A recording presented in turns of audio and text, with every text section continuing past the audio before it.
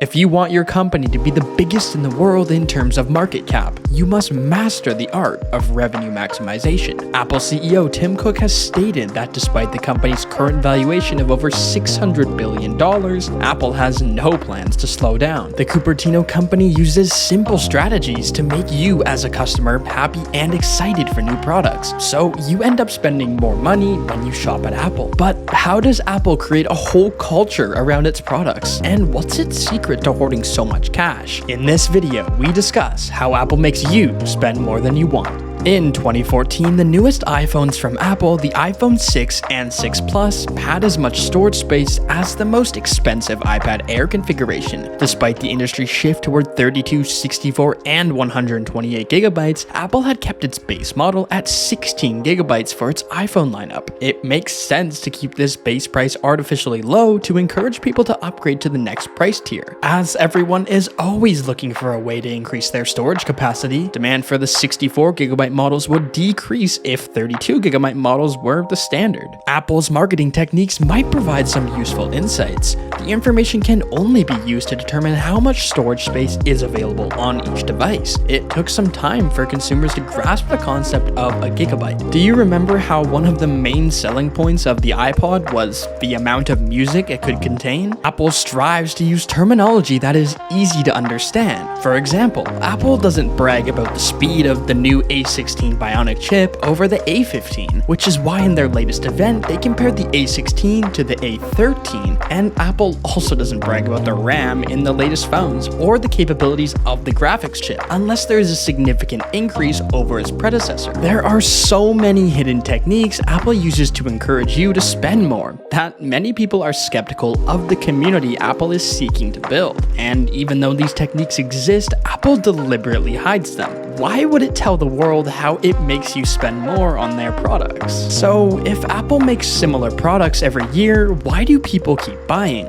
The value lies instead in the experience. The newest iMac's full-screen designs, the convenience and security of the iPhone's one-finger unlocking technology, Touch ID, first added to the iPhone in 2013, and the slogan, "Best by any measure," for the iPhone 6 are all examples. Apple inspires confidence without the need for comparison. Suppose you are one of the many curious people who use the internet. In that case, you could find something of interest on one of the many niche interest sites available and create some more free marketing for Apple. Another aspect of the Apple experience lies in the App Store. Apple's near total control over what appears on your smartphone allows it to exert influence over the perception of and potential for its hardware, which is nothing new for Apple. And the 30% commission on App Store microtransactions is icing on the cake for Apple. Furthermore, one of the psychological tricks Apple uses to decrease buyer remorse is by delaying the time it takes for an iTunes receipt to be delivered to your inbox, helping you put negative emotions about a purchase aside. When people don't associate negative emotions with spending, their propensity to do so increases. As usual, Apple wants your cash, as with everything else.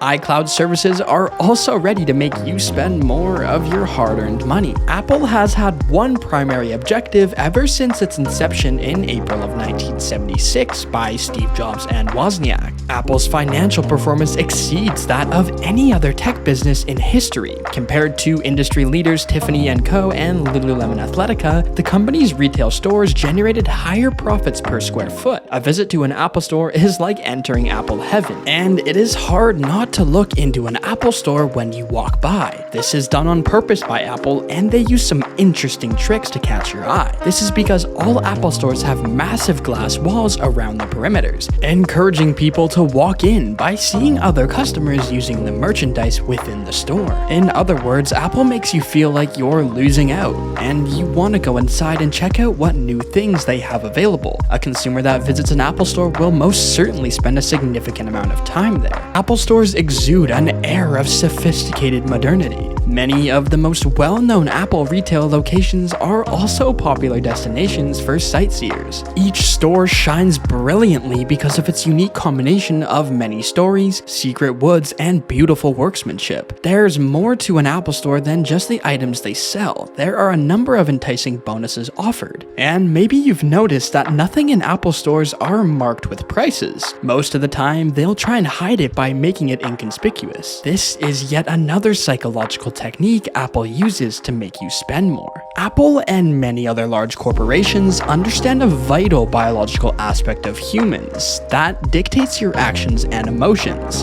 the amygdala. The amygdala is a small almond-shaped structure in the brain that processes your emotions and fears. Let's assume Apple products have their benefits and drawbacks then. Your brain decides you should make the investment if the benefits outweigh the cons, and when Apple ensures the price is not the main selling point, customers are more likely to look past a product's flaws in exchange for its benefits. After purchasing even one Apple gadget, you'll feel compelled to add to your collection, such as buying some AirPods or signing up for Apple's online service, iCloud. This is because of the immense feeling of happiness and status when using Apple products. Apple makes you feel like you're getting the red carpet treatment since they are so attentive to your needs, especially inside an Apple store. The staff's primary goal is to ensure that each visitor has a pleasant stay by ensuring their every need is met and they suffer as little disruption as possible. Apple does this because when you feel cared for and your worries are decreased, your fear center, the amygdala, calms down and your shopping urges rise. Maybe you can now understand Apple's decision to do away with registers, a trigger for possible anxiety with customers. Apple's strategy is to make you feel like you are in a so-called town square, because town squares serve as the focal point of a city. The reality is that even armed with this information, you will most likely still be a committed Apple customer,